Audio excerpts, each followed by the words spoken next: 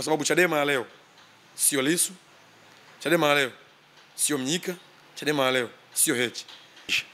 Na hii ndio sign moja mbovu sana kuhusu no reform no election. Tuna wivu mkubwa na hii taasisi.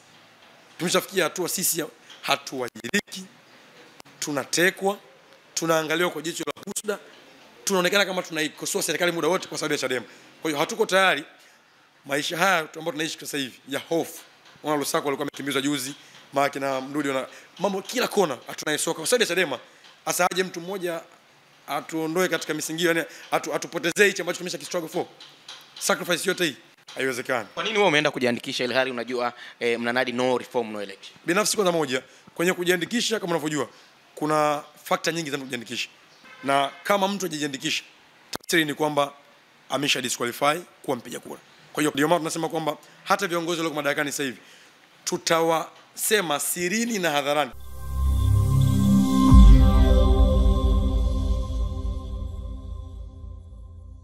Leo hapa ofisini kwetu tumetembelewa na Masudi Mambo. Huyu ni kada wa Chama cha Demokrasia na Maendeleo Chadema, lakini jina yake limekuwa kubwa zaidi baada ya kujitosa kwenye kinyang'anyiro cha kuwania nafasi ya mwenyekiti wa baraza la vijana la chama hicho kwa maana ya Bavicha katika uchaguzi mkuu uliohitimishwa mwezi Januari mwaka huu, ambapo yeye mshindani wake wa karibu alikuwa wakili msomi Deogratias Mahinyila ambaye ndio mwenyekiti wa sasa. Mengi tutajadili kwenye mahojiano yetu haya, kuanzia kuhusiana na mchakato wenyewe uliendaje, ukimya wake unasababishwa na nini, lakini chama chake hivi sasa kimezindua rasmi kampeni ya no reform no election. Lakini kulikuwa na mengi yanazungumzwa kuhusiana na yeye kugombea kwake, nyuma yake ikiwemo ya kwamba alikuwa ametumwa na aliyekuwa mwenyekiti wa Chadema Freeman Aikaeli Mbowe. Madai haya yana ukweli ama yana uhalisia kiasi gani? Yeye atakuja kutoa ufafanuzi wa kina. Muda mrefu tangu baada ya uchaguzi wa baraza la vijana ambao umefanyika mwishoni ama katikati mwa mwezi Januari, umekuwa kimya. Hebu tuambie nini ukimya wako unasababishwa nini tangu wakati ule wa uchaguzi mpaka hivi sasa? Hatujaonana, hata wakati mwingine kumekuwa na ukimya umetamalaki na watu wengi wamekuwa na maswali mengi kuhusu. Sio kwamba kuna ukimya mkubwa baada ya uchaguzi, hapana. Nasema tu ni kwamba tulipokea matokeo, lakini pia unajua tunashiriki katika operations zingine za chama na shughuli za chama ambazo kimsingi zingine hazionekani. Kwa hiyo wakati unaona labda viongozi wakubwa wa chama wako huku na sisi tunakwenda katika maeneo mengine ambayo tunashiriki pia siasa. Kwa hiyo sio kama nimepotea kwenye siasa, nipo na nashiriki pia shughuli za kichama za hapa na pale. Turudi kuzungumzia uchaguzi wenyewe, kwa sababu hatukupata fursa ya kuzungumza baada ya pale. Basi na shaka ni sio dhambi kurejelea wakati ule. Mchakato wenyewe uliutazamaje, ukiacha wa chama kwa ujumla wake, kwa maana ndani ya baraza ambalo wewe ulishiriki, mpaka mchakato mshindi amepatikana na yale yote ambayo yametokea kwenye mchakato ule ambao pengine ulikuwa na msisimko kuliko uchaguzi nyingine nyingi ambazo tumezishuhudia ndani ya chama chetu? Uchaguzi uliisha salama, na yaliyotokea yametokea na tumeyapokea kama yalivyo, though kuna changamoto 2-3 zilikuwepo kwenye uchaguzi na tulizibainisha, tuliziweka bayana na kila mtu anajua. Lakini kwa sababu tuna lengo na nia nzuri na taasisi hii, hakuna haja ya kuanza kuendelea kuyaongea maovu mabaya ya uchaguzi. No, tunakuja pamoja, tunajenga taasisi kwa lengo la kuangalia kesho iliyo bora zaidi. Ya kila ambacho kitokea uchaguzi kishatokea tayari, kuna rafu zilichezwa, tulikubaliana nazo kwa sababu pengine tungeanza kuziongelea zile rafu zingeleta picha mbaya, tungeonekana kama ni watu ambao labda tuna ulafi wa madaraka, au pengine labda tunajiona kwamba sisi ndio ambao tunapaswa kuongoza peke yetu. Kwa hiyo tumeacha matokeo, tumeyapokea yalivyokuja kama alivyo, na tunajenga chama katika nafasi zetu za kiwanachama. Kwa hiyo tunatumikia Chadema sasa hivi katika level ya uwanachama hata kama tuko nje ya uongozi. Mahusiano yako wewe na mwenyekiti wa sasa wa Bavicha Deo Mahinyila yakoje baada ya matokeo yale? Mahusiano yako vizuri, kwa sababu pia kitu kimoja kizuri ni kwamba mimi Deo ni rafiki yangu, ni mtu ambaye pia nimefanya naye siasa chuo kikuu. Kwa hiyo tumeshiriki siasa pamoja kabla ya kuja kwenye siasa za Bavicha. Kwa hiyo ni mtu ambaye sio kushiriki, nimeishi naye pia. Nimeishi naye akiwa kiongozi pia, na mimi nilikuwa nilikuwa spika wa bunge. Mimi nimekuja nikawa mbunge, nikaja nikawa naibu waziri wa mikopo chuo kikuu, wakati huo anagombea urais.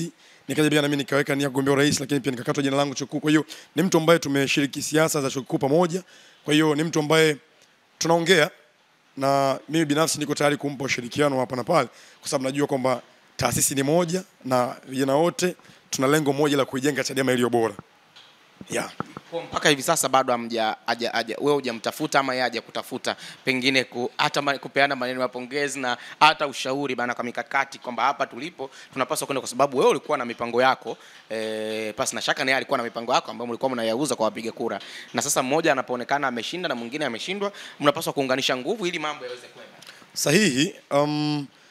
Tumeshatafutana na tumeshakaa mara moja mara mbili, lakini pia binafsi in case anahitaji yeye kupata kidogo ambacho nilikuwa nawaza kukifanya kwenye baraza, akija mimi niko tayari kuweza kumpa ushirikiano na kumpa ABC ya nini ambacho mimi nilikuwa nakitazama kukifanya, possibly kama atakuwa na uwezo anaweza akifanya, though kwamba sidhani kama anaweza akafikia kwenye ile test ya baraza ambayo mimi nilikuwa natamani kuifanya.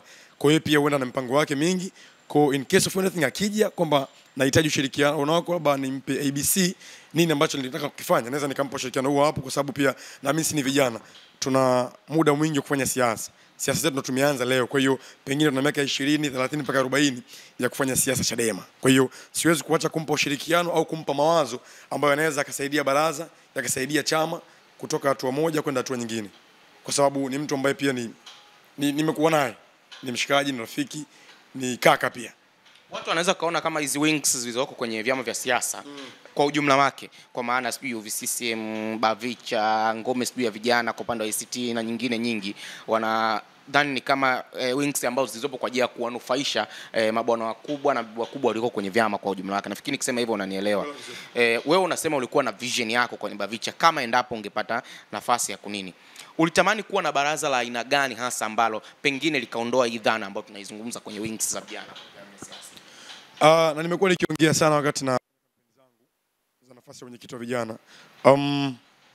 Kama tunavyojua, kwa mfano sasa hivi ni mwaka wa uchaguzi, tuna zaidi ya vijana milioni 6+ ambao ni brand new voters, vijana ambao ni wa Gen Z, vijana ambao pengine wengine hawajui masuala yanayohusu uchaguzi kwa kiundani zaidi, vijana ambao wanahitaji aina fulani ya siasa ili waweze kushiriki siasa.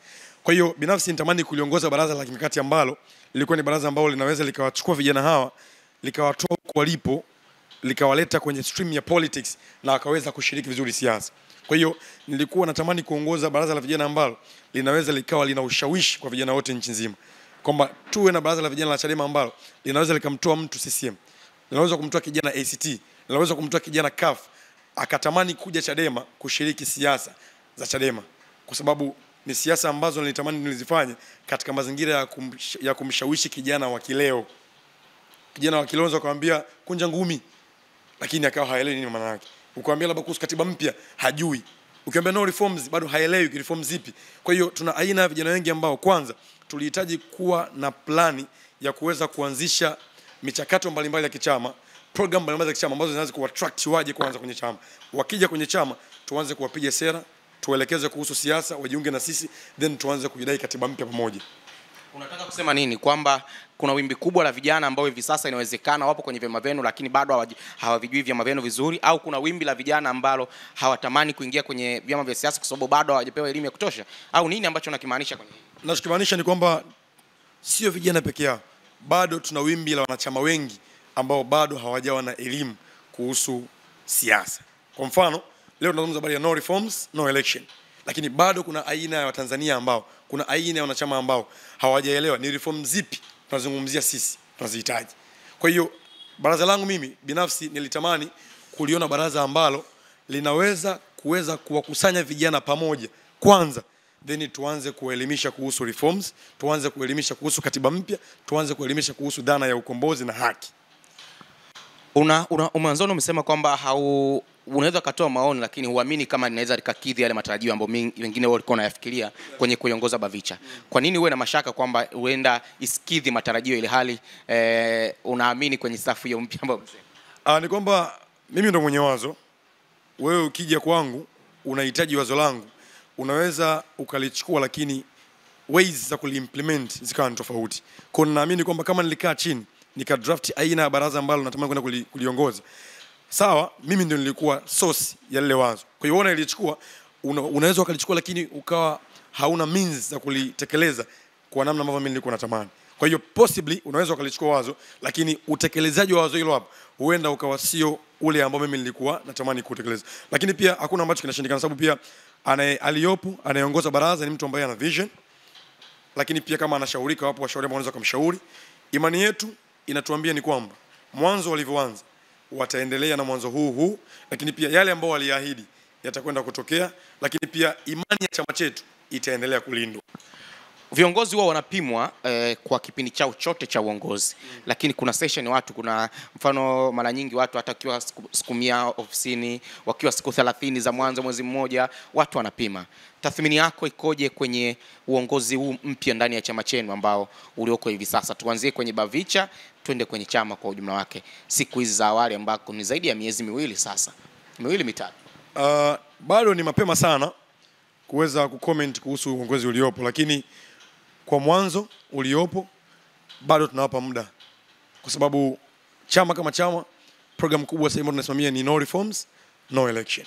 Ndio program kubwa popote alipo mwanachama kwa sasa hivi, kauli yetu no reforms no election. Kwa hiyo ambacho nakiamini mimi ni kwamba wameanza vizuri, kwa sababu ilikuwa pia ni makubaliano na maazimio ya kamati kuu iliyopita, kuna no reforms no election. Kwa hiyo mwanzo ni mzuri, kama unaona sasa hivi wameshaanza wanafanya kampeni operation hiyo hapo. Kwa hiyo matazamio yetu ni kwamba wataendelea kulinda imani yetu, wataendelea kutekeleza yale ambayo waliahidi, na wataendelea kuifanya Chadema kuwa best kama ambavyo Chadema imekuwa kila wakati. Kwa hiyo tunapoipima baraza kwa sasa hivi, bado tutalipima kutokana na utekelezaji wa maazimio ya yale ya kamati kuu. Kama wanafanya vizuri, tunawaombea waendelee kufanya vizuri, lakini endapo itafikia pointi ambayo baraza au chama kitaenda kinyume au kitakuwa chini ya kiwango ambacho tulitamani tuone performance, tutaongea kama alivyokuwa Mheshimiwa Lissu kwamba tutayaongea mazuri sirini na hadharani, kwamba itakapotokea point tukiona kwamba chama chetu kinafikia point ambayo kinaanza kushuka thamani kwa Tanzania, kinaanza kupungua performance yake, tutawaambia viongozi ambao wako madarakani kwa sasa hivi kwamba kuna A, B, C haiko sawa. Kwa hiyo kazi yetu kama vijana wa chama ni kutekeleza wajibu wa kiwanachama, kwamba nikipewa kazi na kiongozi wangu nitafanya, nikiwa assigned kwenye duty yote nitafanya, lakini nitakisemea mazuri chama changu, nitalipa kadi ya wanachama wangu, nitalipa kila kitu nitafanya, lakini kwa kuexpect kwamba viongozi waliopo kama walivyojinadi kwamba watafanya kila kitu, watafix, tunategemea makubwa kwamba watakuja, watafix, na chama chetu kitaendelea kuwa chama kikuu cha upinzani, kitaendelea kuwa chama ambacho kina mvuto na kinawavutia Watanzania wengi kushiriki siasa. Kwa miaka mingi Chadema imekuwa chini ya mwavuli wa Mbowe. Yes. Na naweza kusema 90% ya vijana ambao walioko hivi sasa, watu wanasema ni kama yeye ndo amegrow kutoka kwenye vyuo na wengine kutoka kwenye vyama tofauti na vitu vingine kama hivyo. Ni kama Chadema imekwenda kuzaliwa upya hivi, kwa sababu zaidi ya miaka 20 ambayo ninyi pia mengine mmejiunga hapa katikati, sijui mmejiunga lini, lakini umejiunga ukiona hiyo taswira na idadi kubwa ya watu wamejiunga kwenye hiyo taswira. Tutazame wakati kabla hujaingia Chadema, pasi na shaka ulisoma falsafa na nini. Tathmini yako ikoje kwa miaka hiyo 20 ya Freeman Mbowe, na unaiona wapi Chadema bila Freeman Mbowe kwa sasa?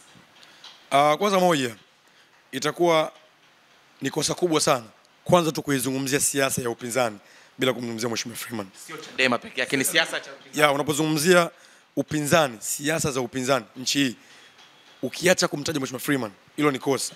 Tunaweza kaa jinai, kwa sababu ni mtu ambaye amefanya sacrifice kubwa sana kwenye siasa za nchi yetu. Kwa hiyo binafsi Chadema ya Freeman ilionekana tokea anashika madaraka, grafi yetu ya chama imepanda, kila mtu alikuwa anaona, kutokea wabunge 4, 5 wamekuja mpaka kufikia hata na wabunge 71 bungeni. Tumekuwa chama kikuu cha upinzani, tuna wafuasi wa kutosha, tuna program kubwa, chama kimejengwa mpaka ngazi za kata, ngazi za misingi, kina uongozi taifa mpaka misingi. Kwa hiyo unaweza kaona namna gani chama kimetoka kwenye zero mpaka hapa kilipo. Kwa hiyo tathmini yangu ya uongozi uliopo hapa, siwezi kusema kwamba chama kimezaliwa upya, kwa sababu chama mpaka leo bado kila kitu ni misingi ya Mheshimiwa Freeman. Kila ambacho kinaendelea kwenye chama hiki kwa sasa hivi ni misingi ya Mheshimiwa Freeman katika utumishi wake. Hata hawa ambao kwenye madaraka sasa hivi ni watu ambao walipokelewa na Mheshimiwa Mbowe katika utumishi wake. Kwa hiyo Chadema ilikofika hapa, ni zao, ni nguvu, ni maoni, lakini pia ni maono makubwa ya Mheshimiwa Mbowe ambayo aliweza kuyadraw kuanzia huko alikoanza mpaka hapa alipo. Sio peke yake, alikuwa na jopo la watu wengi, tunathamini mchango wao, lakini pia hawa walioingia sasa hivi ni matazamio yetu makubwa kwamba tuna imani watakwenda kulinda chama na kukipa hadhi chama kama ambavyo Mheshimiwa Freeman amekiacha. Unadhani maeneo gani ambayo hasa alifanikiwa? Maana yake mimi nilikuuliza kuhusu Chadema au kataja upinzani kwa ujumla wake. Unadhani maeneo gani ambayo kilikuwa key points za yeye wewe kuamini kwamba alikuwa ni nguzo imara kwa upinzani kwa ujumla na sio Chadema? Unapozungumzia ACT unamzungumzia Zitto. Zitto ni zao la Freeman. Unapozungumzia upinzani wa nchi unazungumzia viongozi wote ambao labda washaikuwa wabunge wa upinzani ambao ukiangalia mazao mengi mazao ya Freeman. Mheshimiwa Sugu, makamu mwenyekiti wa Chadema sasa hivi, Mheshimiwa Boniai, ukiangalia wote kina Wenje, kina Mrema, kina Kigaila, kina Salum Mwalimu, wote ni mazao ya Freeman kwa sababu wamekuwa katika utumishi wake, wamejengwa katika misingi ya demokrasia na maendeleo chini ya utumishi wa Mheshimiwa Mbowe. Kwa hiyo tunamzungumzia yeye kwa sababu ni mtu ambaye tunaona kabisa kwamba kila aliyepita kwenye mikono yake ameuiva kisiasa kweli kweli. Leo Zitto ni kiongozi au kama sio kiongozi ni mtu ambaye amekuwa kiongozi mkuu wa ACT, ni mshauri mkuu wa chama ACT. Kwa hiyo tunaona kumbe hata ukuaji wa ACT ni zao la Mheshimiwa Freeman kwa sababu tayari yeye Zitto ametokana na Chadema. Zile akili ambazo tunaona kwamba Zitto ni mtu ambaye ni 1 2 3 kwamba ni zao la Chadema. Wapo wengine wengi ambao wameshaondoka wameenda CCM, wapo wengine ambao wengi ambao wameshaenda vyama vingine vya upinzani. Leo tunazungumzia kama hata makamu mwenyekiti wa NCCR nadhani Mheshimiwa Selasini. Yes, ni zao kwa sababu tayari pia Mheshimiwa Selasini alikuwa Chadema. Amekaa katika utumishi wa Freeman pia. Kwa hiyo hatukwepi kumzungumzia Mheshimiwa Mbowe katika taasisi hii au katika upinzani wa nchi kwa sababu ni mtu ambaye amefanya sacrifice ya kutosha, revolution ya kutosha. Sio mchezo kukitoa chama from nothing kuja kwenye kuwa chama kikuu cha upinzani chenye wabunge wasiopungua 70 bungeni. Leo hii hakuna chama ambacho kina wabunge zaidi ya 70. Kwa mpaka hatua hii tumefika Chadema leo hii, sisi tumekuwa tuko chuo tumejiunga na Chadema, ni zao. Sisi ni mazao ya Chadema. Na pengine wanapenda kusema kwamba sisi ndio Chadema halisia kwa sababu ni vijana ambao tumezaliwa then tukawa Chadema. Kuna wengine ambao ni viongozi wetu wa chama ambao pia walijiunga na chama kutoka vyama vingine vya upinzani. Wengine wamejiunga na chama kutoka CCM. Lakini sisi vijana wa 1990s ni vijana ambao tumezaliwa, tumesoma, tumekuwa Chadema. Hatuijui testi ya chama kingine cha siasa zaidi ya Chadema. Kwa hiyo sisi binafsi tutaipigania Chadema. Hatuko tayari kuona Chadema inakuwa mikono ya mtu yote. Na ndio maana tunasema kwamba hata viongozi walioko madarakani sasa hivi tutawasema sirini na hadharani pale ambapo tu tutaona chama chetu kinaenda tofauti na misingi yetu. Pamoja na mazuri mengi ambayo yamefanywa, lakini natajwa kama huku mwishoni mambo yalikuwa yanamwendea kombo, na pengine ndio maana idadi kubwa ya watu wakaanza ni kama vile hawa watu ambao wamegrow mwenyewe wakaanza kama vile kutomuelewa. Ninyi vijana ambao mmejiunga sasa wanaamini zaidi kwenye research na vitu vingine kama hivyo. Hili kwako binafsi ulikuwa ulioni kwamba pengine mwelekeo ulikuwa si mzuri kwa Chadema na watu wanasema graph yake ni kama ilikuwa inashuka kwa sasa na yale nguvu ya maamuzi ambayo Mbowe alikuwa anaifanya kwa miaka mingi ni kama sasa ilikuwa imepungua kasi na hatua ambayo imepelekea watu wengine kuamini kwamba hata anguko lake limetokea hapo? Tathmini zinafanywa na watu tofauti na kila mtu anafanya tathmini kwa namna ambavyo yeye anadhani. Sitaki kuzungumza upande huo sana, lakini kitu pekee ambacho napenda kusema na kusisitiza kwa wanachadema wenzangu na Watanzania ni kwamba ikitokea kuna mtu ambaye atashindwa kuuthamini mchango Mheshimiwa Freeman katika nchi hii kwenye siasa za upinzani, basi huyu atakuwa na changamoto binafsi na Mheshimiwa Mbowe. Na unapozungumzia habari ya graph kushuka Mheshimiwa Freeman, sidhani kama uko sahihi au huyu alifanya tathmini uko sahihi kwa sababu graph imeshukaje ghafla wakati Mheshimiwa Freeman ndio kiongozi wa chama cha Chadema ambaye ametoa chama kwenye wabunge 4 5 mpaka kufikia Chadema kuwa na wabunge 71. Graph imeshuka vipi? Lakini ni kiongozi ambaye leo tunamuona anaingia front kwenye maandamano. Wakati maandamano yamepitishwa na kamati kuu yenye watu zaidi ya 30 na kitu. Leo maandamano anaonekana kiongozi mmoja yuko front, wengine wote hawaonekani. Vipi? Graph imeshuka ya nani? Unataka kusema nini? Nataka kusema ni kwamba ni kiongozi ambaye mpaka hatua ya mwisho ameonekana sacrifice aliyokuwa anafanya kwa taasisi yetu. Mpaka hatua ya mwisho utumishi wake. Ni kiongozi, fuatilia speech ya mwisho Mheshimiwa Freeman, utagundua kwamba ni mtu ambaye alikuwa mawazo yake sio tu ya kusema kwamba ni Mbowe na Chadema, bali ni Chadema. Ametuasa tushikamane, tusikubali taasisi iweze kupotea, tuungane kwa pamoja, tuweze kuweka mawazo sawa, tufocus na Chadema moja. Tusikubali kupigana ndani kwa ndani. au hiyo ni moja kati ni maagizo ya speech yake ya mwisho wakati anaondoka Man City. Lakini je, wewe unaona kwamba hiyo kauli leo inatekelezwa? Kuna changamoto ipo hapo. Sitaki kuzungumza mengi kwenye upande huo, lakini kitu pekee ambacho unaweza kuzungumza kama kijana wa Chadema ni kwamba tuna kila sababu ya kuendelea kuuthamini mchango wa Mheshimiwa Mbowe ya utumishi wake wa chama chetu. Ametujengea taasisi ambayo leo hii ndiyo chama pekee cha upinzani ambacho kina uongozi kuanzia ngazi ya misingi mpaka ngazi ya taifa. Ulisikia msajili juzi alikuwa anasifia pia Chadema kwamba ni chama pekee cha upinzani ambacho kimejijenga kuanzia chini mpaka juu. Leo Chadema haiwezi kufa kwa sababu ina grassroots, ina uongozi mpaka ngazi ya chini. Kwa hata kama leo wewe ungetokea ukawa kiongozi wa Chadema, kwako ingekuwa rahisi kuiongoza Chadema sababu ni chama ambacho kiko well institutionalized. Kina uongozi wa majimbo, uongozi wa mikoa, uongozi wa kanda, uongozi wa kata, uongozi wa mitaa, uongozi wa misingi. Sasa taasisi kubwa kama hii aliyoijenga hapaswi kudharauliwa, hapaswi kubezwa, wala hapaswi kutopewa heshima yake. Tunampa heshima yetu Mheshimiwa Freeman kwa sababu tunaamini kwamba Chadema ilipofika leo, pengine bila yeye tusingekuwa hapa tulipo.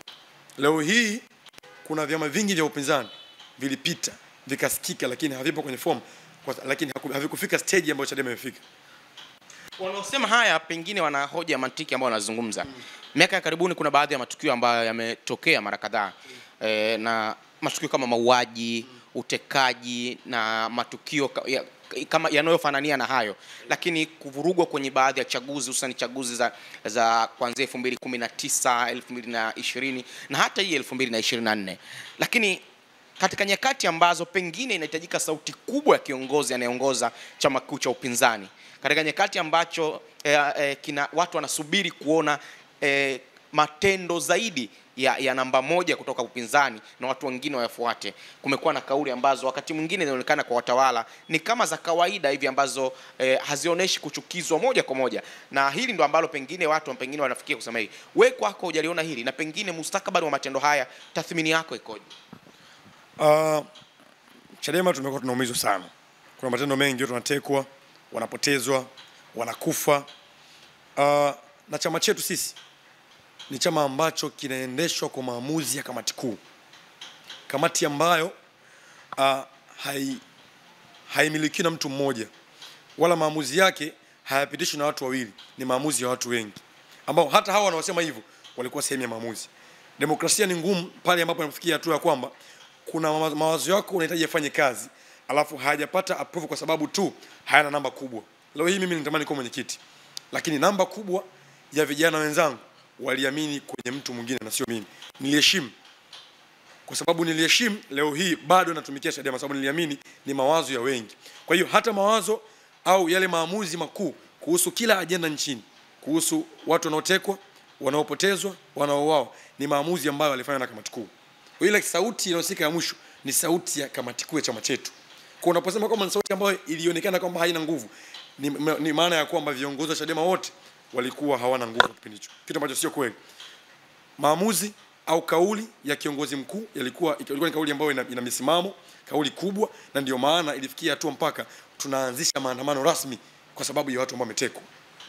Tulianzisha maandamano, tuliitisha maandamano rasmi kwa sababu ya watu waliotekwa, kina Soka, Mlai, Jacob na wenzake. Lakini ulimuona mwenyekiti Mbowe tu na yuko front, wengine wote hawakuwepo. Lakini hayakuwa maazimio ya Freeman, yalikuwa ni maazimio ya kamati kuu ya chama chetu.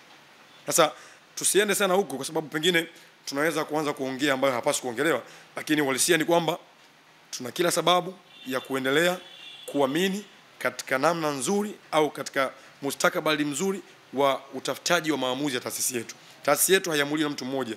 Leo Mheshimiwa Lissu ni mwenyekiti wa chama. Anachokifanya sio matakwa yake, ni matakwa na maamuzi ya kamati kuu ya chama. Ambao kamati kuu ya chama ni kama unasema UN Security Council. Kwa wale ndio wanakaa chini wanaamua kwamba kwa hichi kilichotokea tunakipitisha hivi. Itafikia pointi ambayo watahitaji recommendation au labda maamuzi ya mkutano mkuu au ya baraza kuu, wataenda pia kuchukua maamuzi yao. Lakini kwa sasa hivi taasisi yetu sisi inaendeshwa kwa maamuzi ya kamati kuu. Kwa kila kitu ambacho kimefanyika nyuma na leo ni maamuzi ya kamati kuu ambao viongozi wengi wanalalamika ni sehemu ya maamuzi yao. Kwa hiyo ni kwamba waliamua kuchukua tu mzigo na kumtwisha Mheshimiwa Freeman kwamba kuna hichi na hichi kiko sawa, lakini walisia ni kwamba kila ambacho kiliamuliwa wao walikuwa sehemu ya maamuzi. Hauoni watu wanasema hivyo kutokana na nguvu ya utashi wa kisiasa ambayo mtu pia anaweza kuwa nayo, kwa sababu leo wewe ungekuwa mwenyekiti wa Bavicha for example, mimi nikitaka kujadiliana jambo na Bavicha naweza nikaanza kutafuta wewe kwanza, nikaanza kukaa mambo, nafikiria tufanye hivi na nini, then wewe unaweza kawa na nguvu ya ushawishi kwa wajumbe wako na mambo yakaenda kupitishwa. Lakini kuna sehemu ambayo imeanzia, mfano leo ukisema unataka kujadiliana jambo na Chadema, unaweza ukamtafuta Lissu mkateta tena akasema kuna mtu amenifuata, kuna hiki, maana yake ile nguvu ya yule kiongozi namba moja. Hauoni hili ndio jambo ambalo watu wanalitazama kwa jicho la tatu? Siwezi kupinga kwamba nguvu ya kiongozi. Ongeza hivyo, hata sio maridhiano ya CCM na Chadema walivyoanza, ilikuwa ni kwanza kikao cha Rais Samia na Freeman Mbowe, then ikaambukiza kwa taasisi mbili, mambo yakaenda. Kwa wanachoangalia pengine ni ukubwa na ile nembo ya taasisi ambavyo inaweza ikawa na nguvu kwenye taasisi. Hapana, watu wengi hawana taarifa. Watu wengi hawana taarifa. Wengi wanakuwa wanaongea na mengi yamezungumzwa wakati wa uchaguzi. Mengi. Lakini kila mtu alizungumza kwa namna ambavyo alihisi akizungumza yeye atawin. Lakini sio uhalisia. Sio uhalisia. Ndio maana nimesema kwamba watu wengi hawana taarifa. Na ndio maana leo ukichunguza kuna namba kubwa ya watu ambao wana maswali mengi kuhusu uchaguzi. Na kuhusu Chadema kwa wana maswali mengi. Sasa hatuwezi kuanza kuyazungumza mambo kwa sababu kila kitu kinahitaji uzungumze uwe na taarifa. Watu wengi wana taarifa.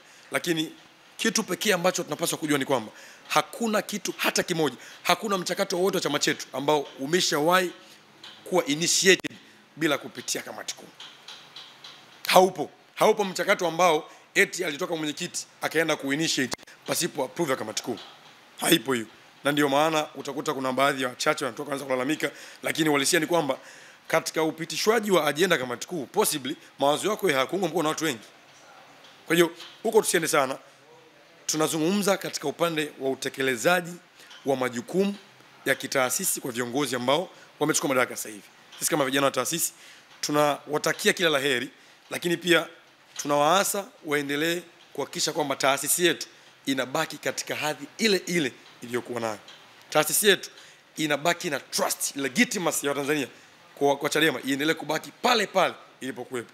Isitokee point ambayo ikafikia Chadema ikapoteza mvuto. Tutawauliza wa viongozi. Tumewaamini, wampigiwa kura, tumewapa mamlaka.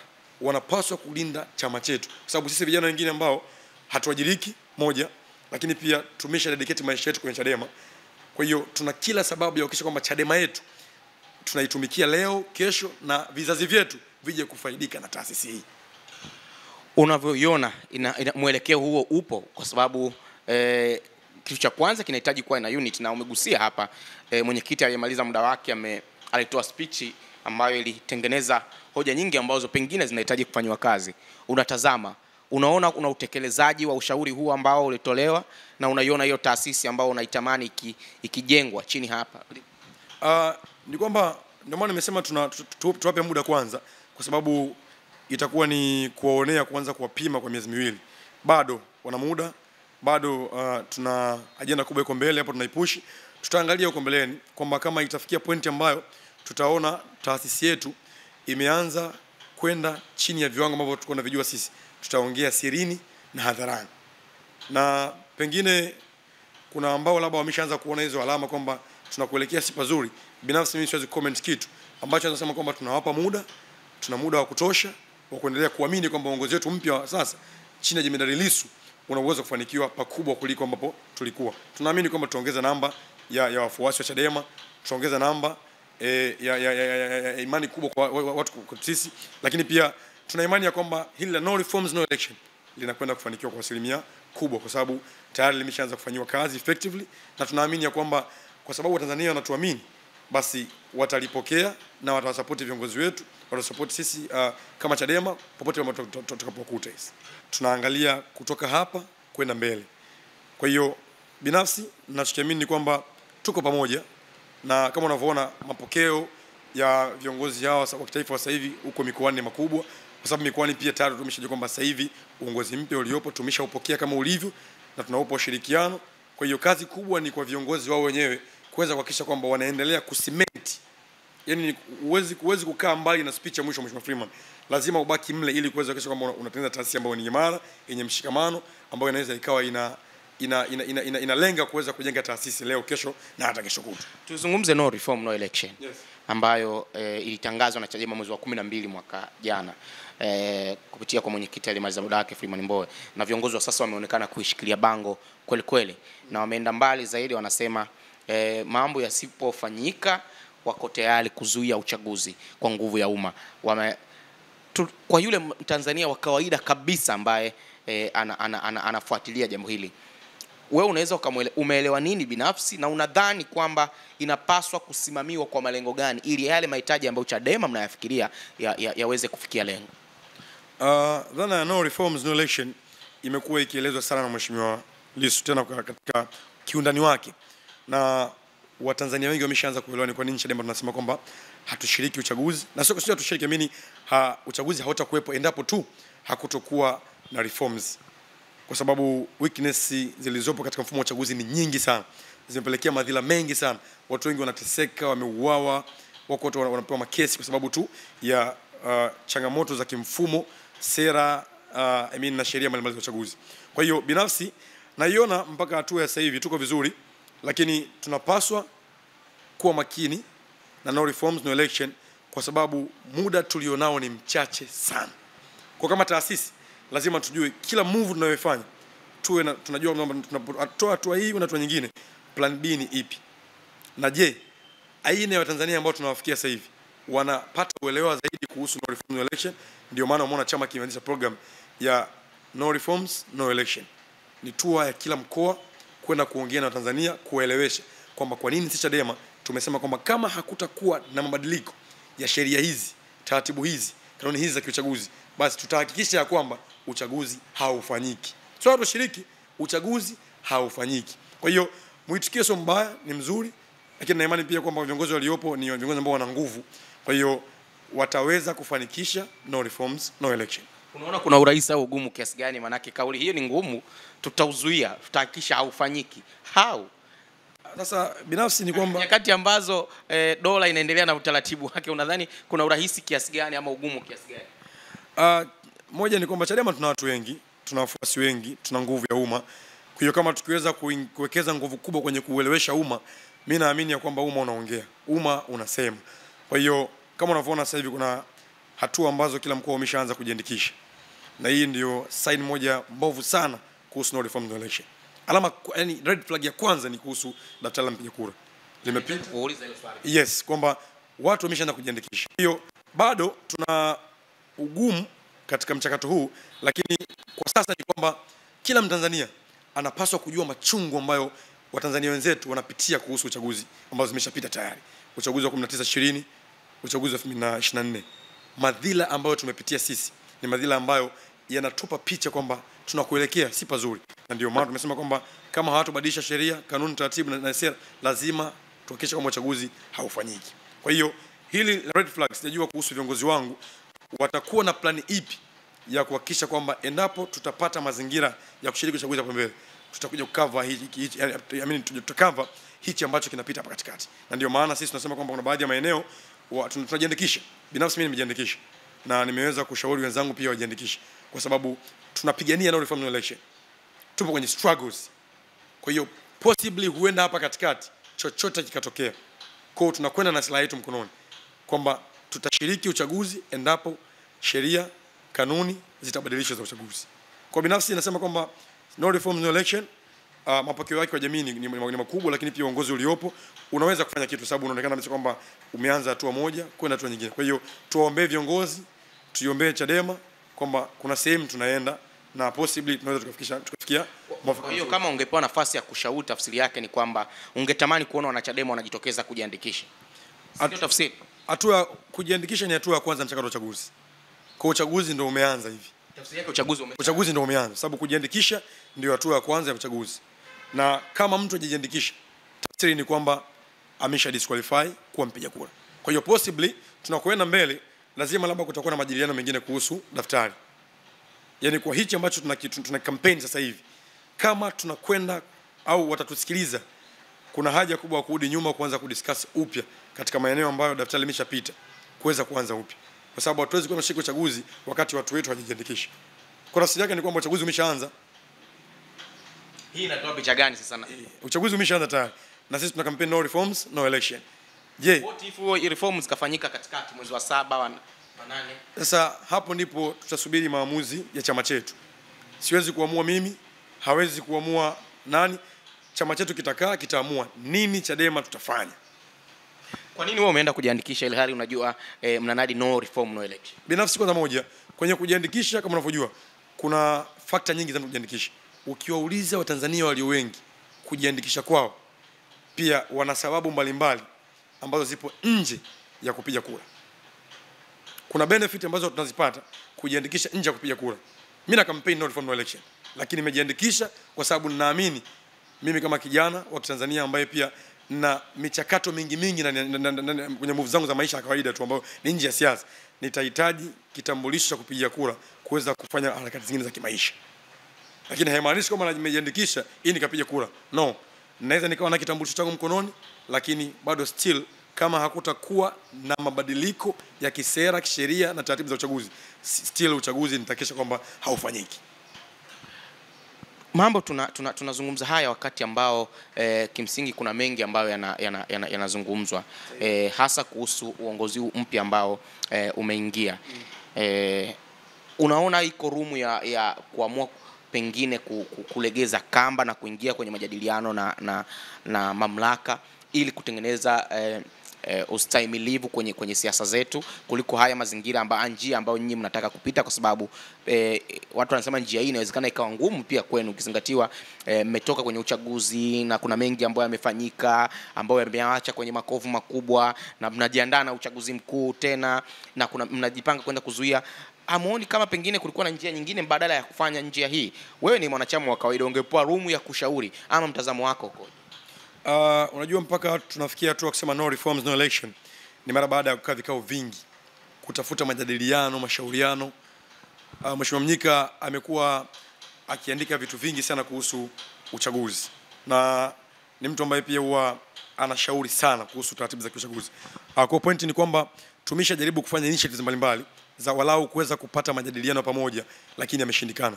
Ndio maana tumefikia hatua ya kusema kwamba hatuwezi kushiriki, hatutakisha uchaguzi haufanyiki kwa sababu means zote zimeshindikana. Hawa watu sio watu ambao ni watu wa kuongea nao kirahisi. Ni watu ambao wanataka waone mpaka mmetumia zile silaha ya mwisho ndio waite mkae. Kwa hiyo at this point sisi hatuwezi kurudi nyuma kusema kwamba tunakaa na watu mezani. No, ni no reforms no election. Kwa hiyo kama kuna kujadili, tuje kujadili kuhusu no reforms no election. Wiki iliyopita Mheshimiwa Katibu Mkuu alikuwa na msajili. Walikuwa discuss nini? Ni no reforms no election. Kwa hiyo kama zitapatikana reforms, turudi mezani tutaongea. Maana kama chama kinarudi mezani kuongea, maana lazima tuanze kuongea pia kuhusu habari ya kujiandikisha kwa sababu tayari kuna tatizo kwenye kujiandikisha kubwa. Kubwa sana brother, kubwa sana. Labda watu hawezi kuona. Unaposema no reforms no election, je, endapo reforms zikija kabla mwezi wa 10 au ambao kujiandikisha, tunawanyima haki kama Watanzania ya kujiandikisha. Kwa lazima tuwe na option ya kujua kwamba tunaposema no reforms no election, wakati huo kuna baadhi ya mikoa ambayo kusini wameshamaliza, lazima tujue ni namba gani au idadi gani inakwenda kutuchaguliwa wawakilishi. Unaweza kuwa na mbunge ambaye amechaguliwa na watu asilimia chini ya 50. Labda wapiga kura wakazi wa jimbo ni 500, mbunge akachaguliwa kwa kura 50,000. Na aende kwa mbunge. Unafikiri itakuwa ni uongozi ambao una legitimacy? Watanzania wengi watakuwa hawajashiriki katika mchakato wa uchaguzi, kitu ambacho ni hatari sana. Na bahati mbaya kwenye kura zetu ni idadi ya kura, sio asilimia. Sio asilimia, idadi ya kura. Kwa kama wakijiandikisha watu 10,000 katika watu 500 wakapiga kura kadhaa, tayari unampa mtu bunge, unampa mtu wakilishi, lakini anakuwa ni mtu ambaye amechaguliwa na idadi ndogo ya wakazi au ya Watanzania ambao wanatakiwa kumchagua. Kwa binafsi nadhani kuna kila haja ya kuweza kufikiria mara mbili, lakini naamini kabisa viongozi wangu wa chama wao pia mawazo yao ni makubwa na wanaliangalia kwa ukaribu ili swala na wanajua next move ni ipi baada ya no reforms no election na muda ambao unazidi kwenda kuelekea uchaguzi mkuu. Tumezungumzia muda fulani Freeman Mbowe. Yes. Moja kati ya watu wanatajwa nirudishe nyuma, ni jambo ambalo swali ambalo nalikwepa kidogo nataka kuzungumza, lakini nitakuuliza kwa sababu ya kupata ufafanuzi wa baadhi ya mambo. Uhusiano wako wewe binafsi, acha maisha ya kazi, umemfahamuje Freeman Mbowe kwa maana ya maisha ya kawaida kabisa, wewe na yeye? Mheshimiwa Freeman kwanza ni kwangu mimi ni kama baba kisiasa. Kwa sababu mimi kipindi nikiwa mwenyekiti wa Chaso Chuo Kikuu cha Dar es Salaam 2019 2020 nilikuwa nafanya harakati zangu za kisiasa pia. Kwa hiyo from there tumekuwa tukutana katika vikao mbalimbali, akituita vijana wake chuo kikuu, tutakaa tutaongea, anatushauri 1 2 3, akitukuta makao makuu kwenye sherehe labda graduation ceremonies na maeneo mengine mengi ambayo nilikuwa nikutana naye. Ni kiongozi ambaye ametushape katika siasa. Kwa hiyo binafsi mahusiano yangu mimi hayapo sana nje ya siasa. Tumefahamiana na Mheshimiwa Freeman ndani ya siasa. Ni mtu ambaye ametushape kwenye siasa. Kwa hiyo heshima yangu ninayompa ni baada ya kurealize mchango wake katika mapinduzi ya siasa za upinzani wa nchi. Leo hii mimi ni kiongozi wa Chadema, ni mwanachama wa Chadema ambaye nimegombea nafasi kubwa ya baraza langu, lakini pia nimekuwa kiongozi katika nafasi zangu za nyuma. Nimekuwa mwenyekiti wa Chaso, nimekuwa kiongozi wa kata Makongo huko, lakini pia nimekuwa napewa heshima kwa sababu ya Chadema. Chadema ambayo imetengenezwa na jasho na damu na viongozi wangu ambao wakiwemo Mheshimiwa Freeman. Kwa hiyo binafsi heshima yangu kwake ni kubwa kwa sababu ni mtu ambaye ametushape kwenye siasa za upinzani. Kwa hiyo hauna mahusiano yote binafsi? No, ni kiongozi wangu. Mahusiano yetu ni kwa sababu tu amekuwa mwenyekiti wa chama changu katika muda huo. Mara ya mwisho kuwasiliana nayo ilikuwa ni lini? Mara ya mwisho ni kipindi cha uchaguzi na baada ya uchaguzi. Baada ya uchaguzi mliwahi kuwasiliana? Yeah. Na mlijadili kuhusu nini? No, ni mwenyekiti, unajua? Ni mwenyekiti wangu, kwa hiyo lazima nimsalimie. Lakini baada ya uchaguzi wa Bavicha. Baada ya uchaguzi wa Bavicha. Lakini baada ya uchaguzi wa chama. Kama kiongozi si ni binadamu. Kama ni binadamu pia tuna kila sababu ya kuweza kuthamini mchango wa kila mtu katika maisha yetu. Ni kweli wewe ndo walikutuma ukachukue fomu ya kugombea wenyekiti wa Bavicha? Hapana. Kwa mantiki yake. No, sina maana hiyo. Wala haiko hivyo. Binafsi mimi nimekuwa nikijitanabaisha kwamba nagombea wenyekiti miaka 2 nyuma nadhani. Tokea mwanzo. Kabla ya mwaka huu. Tokea mwaka juzi mimi nawaza kugombea nafasi ya wenyekiti. Kwa hiyo ni mimi binafsi ambaye nimekaa nikatafakari nikasema kwamba nataka nigombee nafasi ya wenyekiti wa baraza la vijana. Haikuwa ila ni mpango wa Mungu, lakini pia unajua sisi kama watu ambao tuna imani na Mungu ni kwamba Mungu au kinachofanikiwa ni kile ambacho Mungu amekipanga, na mpango wa Mungu ndio ambao unatamalaki siku zote. Kuna mengi alikuwa yanazungumzwa na ndo msingi wa swali langu. Hata kwenye kugombea kwako watu wanasema kwa kiasi kikubwa ni kama ulikuwa unatumika na Freeman Mbowe kwa ajili ya kuja kumaliza ngome ya Tundu Lissu na watu ambao ilisemekana kwamba ikiwemo Deo Manyila ambao ilisemekana wamewekwa. Na ndio maana nataka tufanye, kwa sababu iko hoja pia kwamba kuna hata hela ambazo ulikuwa unazitoa kwa baadhi ya wajumbe ili mpango huu tu uweze kukamilika. Hapana, hizo ni propaganda za kiuchaguzi ambazo zimekuwa zikizungumzwa, lakini uhalisia ni kwamba hakuna mtu ambaye anaweza kutumwa kwenda kugombea. Mimi binafsi sijatumwa, labda kama wengine walitumwa ni wao. Mimi sijatumwa kugombea, nimegombea kwa matakwa yangu mwenyewe, lakini pia sikienda kwamba kuna pesa zilikuwa zinagaiwa. Tumewahi kuelezea mwanzoni kwamba timu ya upande wa pili walitumia kama fursa ya kuweza kutaka kutuchafua mara baada ya kuona kwamba kuna video zimevuja zinaonekana kuna mtu ameshika pesa. Lakini maelezo kuhusu ile pesa tumeshatoa kwamba zilikuwa ni pesa ambazo ameshika mtu ambaye alikuwa ni afisa wa chama aliyepewa pesa kwa sababu ya kuwagawia viongozi wa majimbo na mikoa kama nauli na posho ya kulipia malazi. Kwa hiyo haiko hivyo. Ni watu tu wameamua kuitengeneza katika mazingira ya kisiasa ili waweze kukuchafua, waweze kujitengenezea nafasi za kisiasa, kitu ambacho sio kizuri. Kwa hiyo unadhani kwa nini watu watengeneze skendo kubwa kiasi hicho? No, ni kwenye siasa ni vitu ambavyo lazima uvitegemee, lakini pia vipo. Siasa ina vitu vingi, na kama mtu huwa utakuwa hauna uwezo wa kuvumilia, siasa itakushinda. Siasa na vitu vingi, kitakuja kitu kikubwa ambacho kinakuzidi hata wewe umri, lakini yanatakiwa kustahimili na ujue kwamba hii ni siasa. Kwa hiyo binafsi walitengeneza, na kimsingi ni kwamba watu pia wakaelewa kwamba kijana kama mimi mjasiriamali, pesa hizo natoa wapi? Kwa hiyo ni skendo ambayo ilitengenezwa, lakini mwisho wa siku ni kwamba uhalisia ulioko wazi kwamba pesa zilikuwa ni pesa ambazo ni za chama. Aliyepewa alikuwa ni afisa wa chama ambaye alikuwa anazigawa kwa viongozi, ambao ilikuwa ni pesa kwa sababu ya posho ya nauli na hela zao ya malazi. Baada ya uchaguzi ulinukuliwa ukisema kwamba mwenyekiti wa sasa wa Chadema wakati ule akiwa makamu mwenyekiti, chombo kimoja cha habari kilinukuu kwamba ndiye aliyechangia anguko lako kwa asilimia kubwa. Kwa nini unaamini Tundu Lissu ndo amechangia wewe kutokuwa mwenyekiti wa Bavicha? Sio mimi kuamini kwanza, lakini hoja ya msingi ni kwamba uchaguzi wangu ni kitu ambacho sipendi kukiongea sana, lakini uchaguzi wangu uliingiliwa. Uliingiliwa na baadhi ya viongozi wakuu wa kitaifa kwa sababu ya huu timu unazungumza. Akiwemo mwenyekiti wa sasa wa chama Mheshimiwa Lissu, akiwemo Mheshimiwa Heche, akiwemo aliyekuwa mwenyekiti wa vijana aliyopita, akiwemo Mpambalo, akiwemo Mwaipa, waliingia kwa sababu ni watu ambao walionekana kwamba wamesaidi sehemu moja. Kwa hiyo unaposema kuingiliwa unafanyaje? Akuingilia maana yake sikusaidi na mtu mmoja. Sasa wewe kama ni dhambi kuchagua upande? Sio dhambi, inaweza kuwa sio dhambi, lakini wewe unaweza ukaona kwamba kama wewe ni baba wa familia ambaye leo umerudi nyumbani, unamletea mguu ya suku mtoto mmoja, unamsifia mtoto mmoja kwamba wewe ni bora kuliko mwingine, wakati wote umewazaa wewe, and then picha inakuja kwa aina gani ya picha ambayo unaipata kwa kijana mwingine? Yule kijana mwingine ni wa kwako au sio kwako?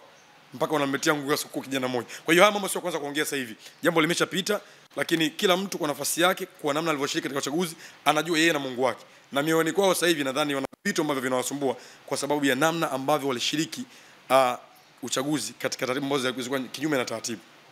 Kwa hiyo mimi nafsi nilipokea matokeo kama alivyokuwa, nimeyapokea. Mimi ni kijana, mimi ni mtaasisi. Hii Chadema mimi nipo leo, kesho na kesho kutwa. Sina plani yoyote ya siasa nje ya Chadema. Kwa hiyo kama walitegemea kwamba baada ya uchaguzi ule kuna kiongozi au kuna mtu anaweza kaondoka, tupo. Na haya alikuwa makubaliano kwamba baada ya uchaguzi hakuna kuhama chama. Tutabaki wote muhimu.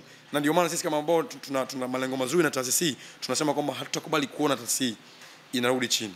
Kukanyaganya kwenu ambako hakujawahi kutokea kwenye historia ya Chadema na yale yote ambayo yametokea ambayo tunapelekea tunayazungumza hapa, ambapo umesema kwamba hakuna madonda, lakini watu wanasema madonda yake huenda akachukua muda mrefu.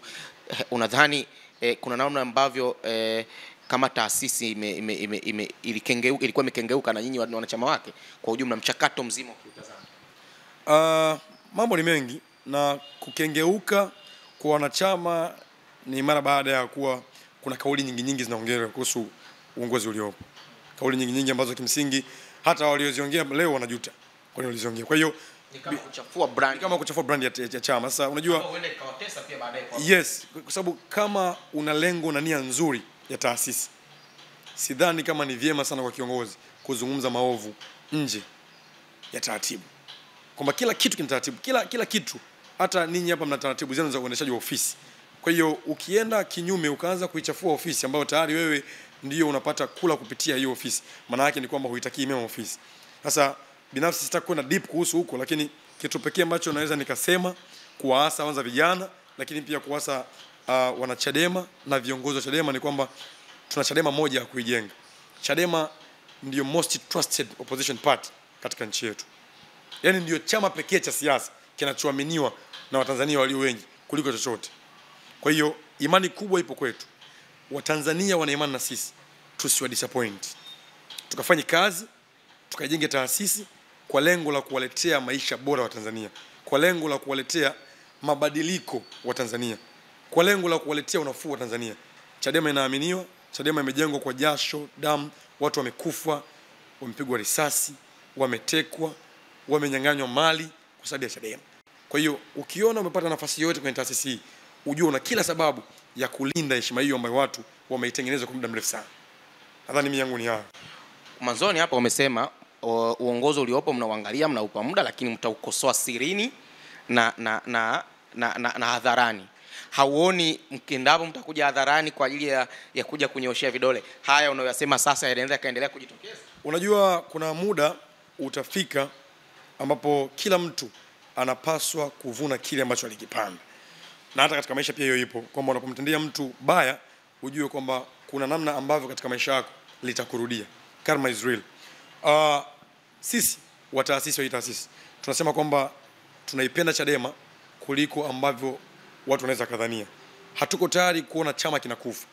Kwa hiyo endapo itatokea mistake yoyote, tuko tayari kutumia uhuru wetu wa kidemokrasia kama tunavyoona demokrasia kuweza kuzungumza, kama itakuwa ni sirini au hadharani, kama ambavyo yamewahi kuzungumza mengi hadharani, ili kuweza kunusuru taasisi yetu. Ukifanya hivyo uone ndo haya yanojadiliwa sasa hivi yatakuwa ni muendelezo, kwa maana ya kuiharibu taswira ya si muendelezo, lakini tutayazungumza kwa nia ya kujenga, sio kwa nia ya kubomoa.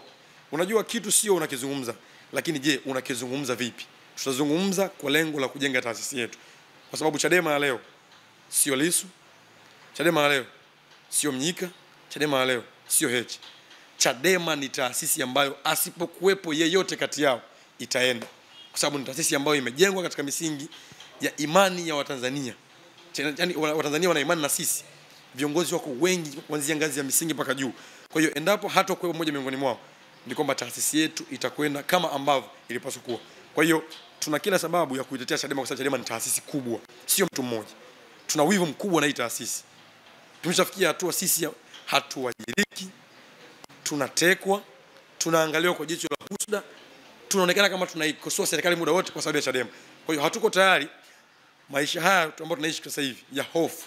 Wana Lusako walikuwa wamekimbizwa juzi, Maki na Mdudi na mambo kila kona tunayesoka kwa sababu ya Chadema.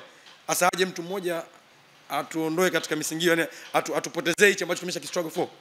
Sacrifice yote hii haiwezekani. Kwa hiyo tuko tayari kuweza kumkosoa mtu hadharani na sirini kwa lengo la kujenga taasisi.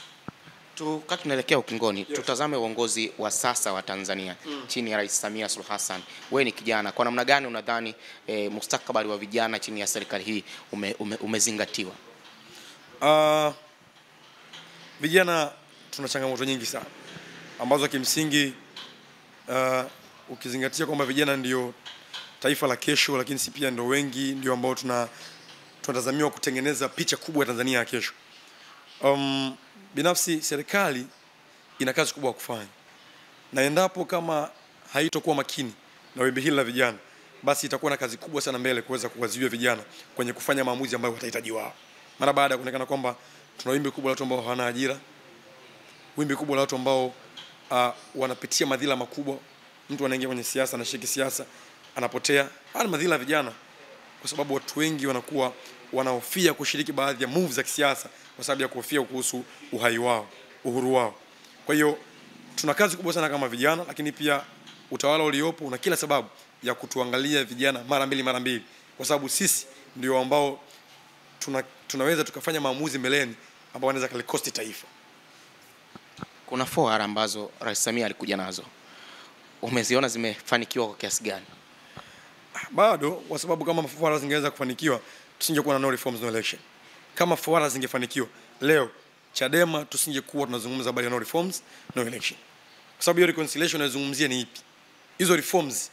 Yanazungumzia reforms kwenye 4Rs and then tuje tukudai reform. No. Kwa hiyo kuna changamoto iko hapa. Bado kuna changamoto kubwa kwenye mfumo wa uendeshaji wa taifa letu.